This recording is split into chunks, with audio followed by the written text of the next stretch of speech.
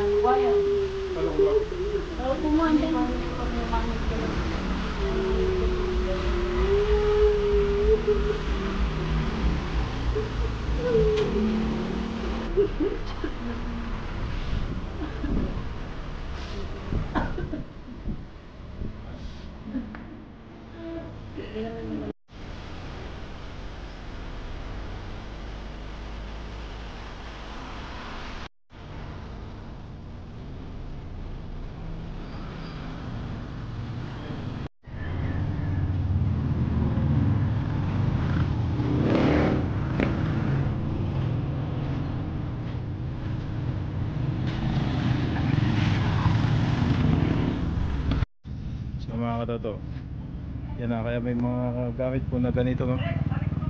Kaya sa kasamaang palad po, si Tito ay namaalam na po sa amin. Hindi niya po kinaya yung sakit niya. So sabi po kasi ni Tito na nagbantay na po siya dialysis 2 beses. Tapos parang di po ata kinaya yung dialysis. Tapos po yung dugo niya naging toxic sa katawan niya.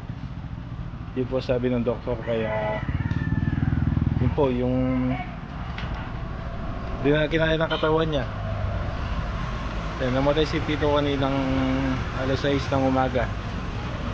Kaya hanggang ngayon nasa ano po siya, Coronarya. Hinihintay namin.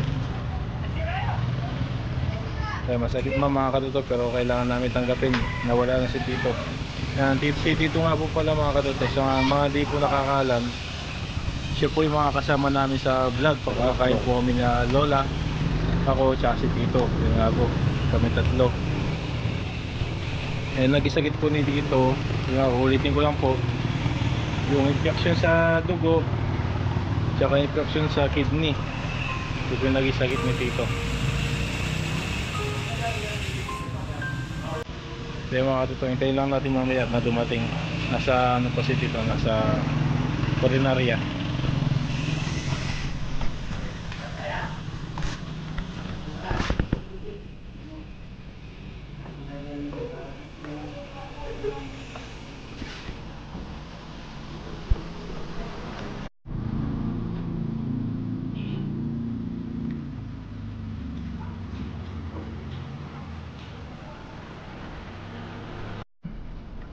So mga katutok, ayun na si Tito.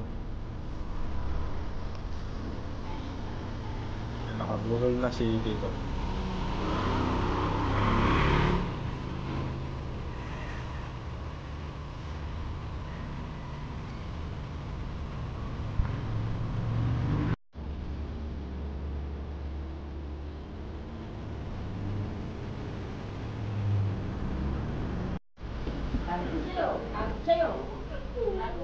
May blower.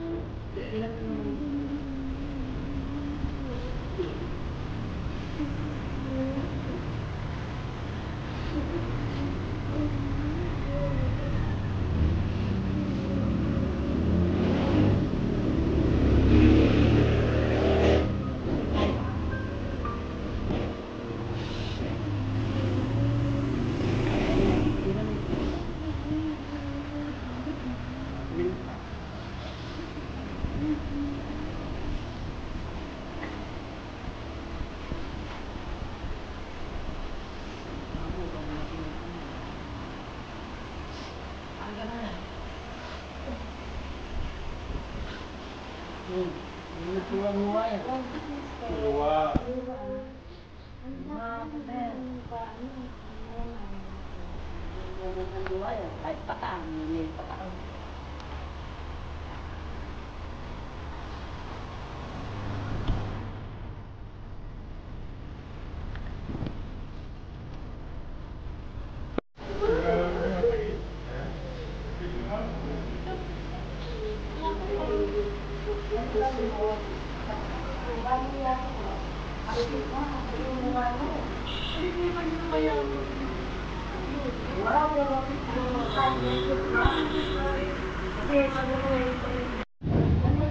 Yung mga katoto, yung mga kapatid ko ni Lolo dumating.